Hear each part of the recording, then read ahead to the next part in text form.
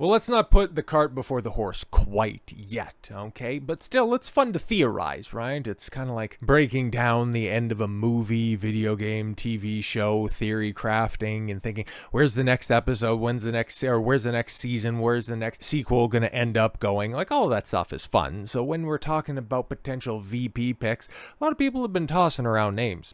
Carrie Lake, Vivek Ramaswamy, more establishment types like Tim Scott or Rick Scott. Yuck, all make me sick to my stomach. But we'll probably get an answer to that. We'll have some tip-off, likely within the next month. But somebody who's, if you want to talk about a bit of an outsider, but somebody who would be based as hell to be the VP, oh, that'd be good. Oh, it's gotta be Kane! But if we're going to be completely honest, probably a better spot for him to be. And if we're going to have the first ever wrestler in the White House, I think the devil's favorite demon kind of putting together a strong case, because in the grand scheme of things, man, there's nobody who has done a better job in elected office during the time that they've had, that has had a stint inside the squared circle. I don't think anybody's done it better than Glenn Jacobs as mayor of Knox County. He's been reelected, and now he's going to be term limited, so unfortunately he won't be able to serve for a third time in 2026. So taking a look at his aspirations, yeah, given the fact that he'd only be giving up 2 years, could he be a viable VP pick?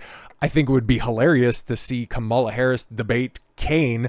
What a crazy timeline that we're living in. But there's a far more appropriate spot for him to land, and people are starting to talk about it, because the Tennessee governorship, stupid Bill Lee, he's also going to be term limited, and his term is going to be up in 2026. So if Kane is able, oh, get it, it's a biblical pun.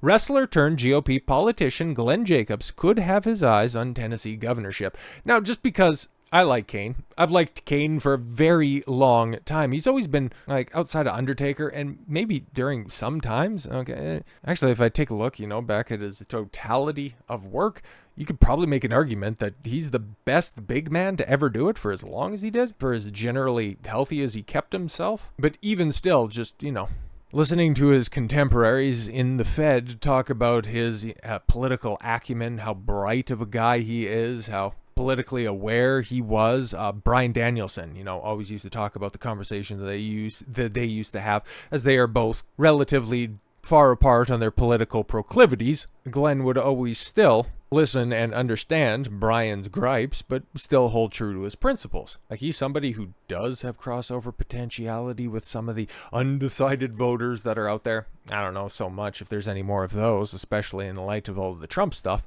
but it's possible.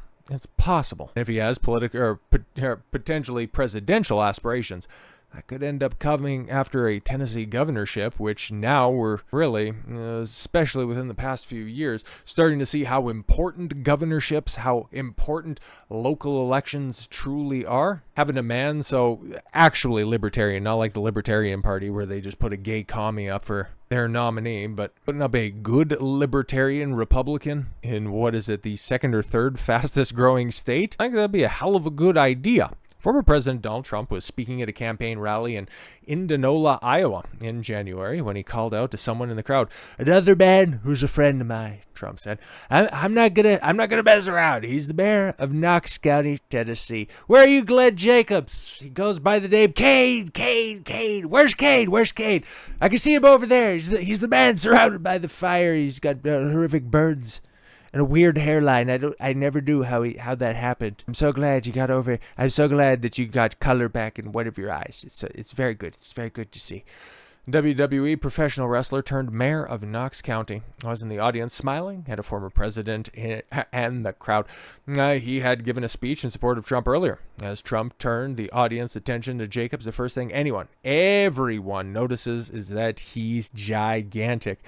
Just asked Trump, "Look at the size of this guy. Oh man, he's all man. The presumptive GOP presidential nominee said, "How tall are you? 6'8"? Weights 3-something like that.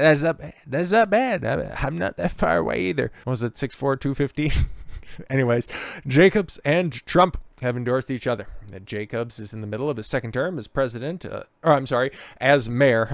Oopsie daisy, my own slip in there. Just a boy can dream, which ends in 26. Second term for Governor Bill Lee, piss on his name, also ends then, leading some observers and outside the state to wonder if Jacobs has a sight set on the office.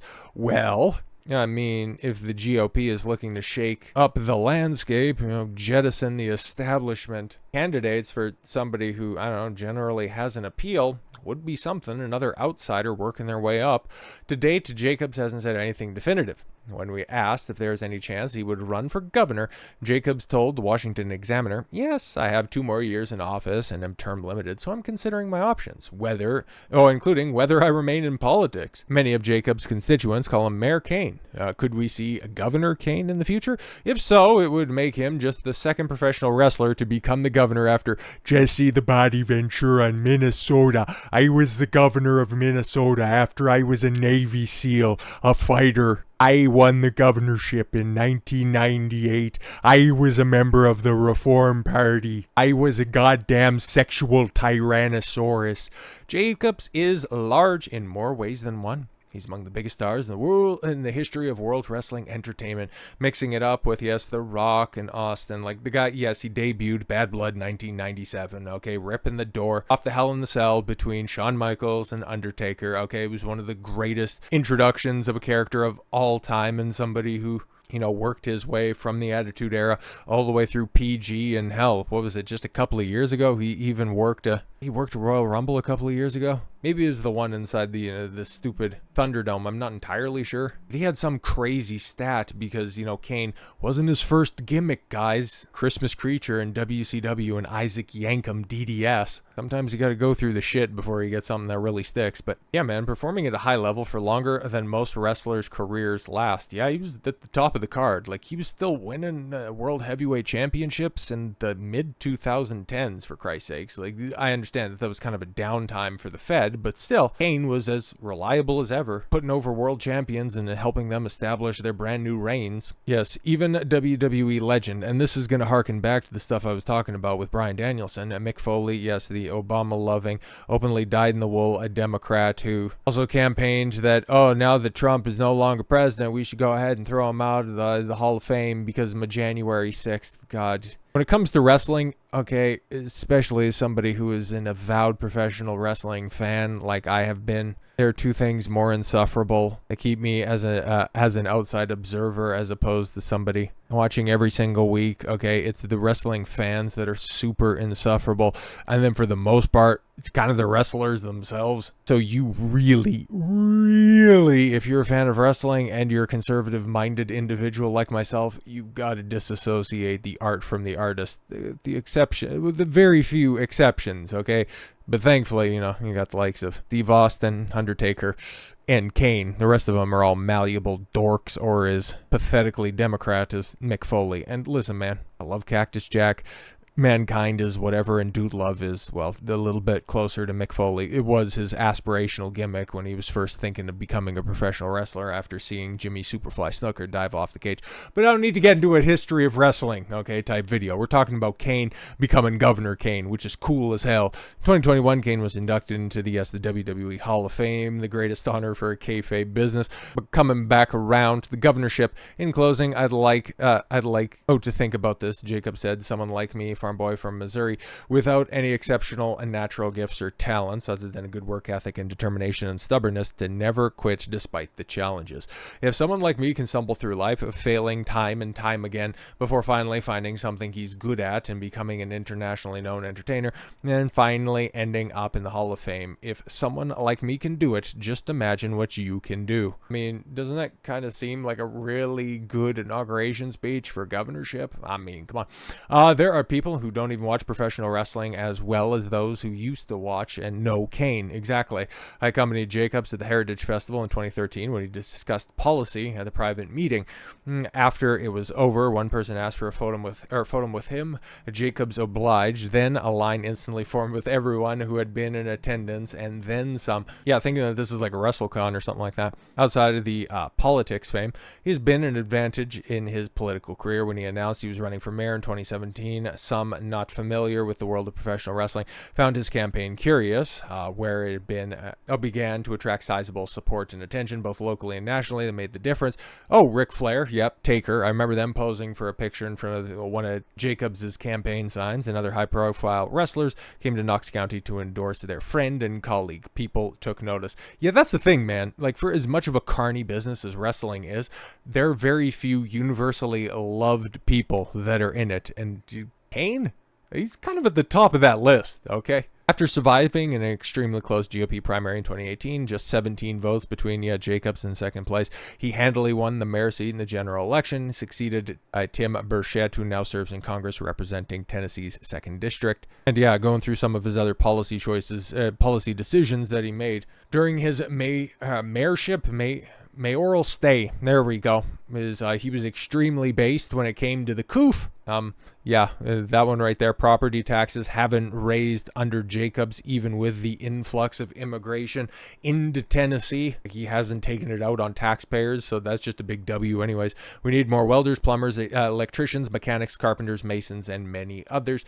Jacobs stated he started Reed City, USA to help third graders. Literacy rates. When he entered office, Jacobs helped kick off community effort to target the drug epidemic by partnering with churches, creating a nonprofit faith-based recovery center in March. Knox County leaders and its mayor addressed homelessness instead of spending a bunch of money on government programs that are ineffective.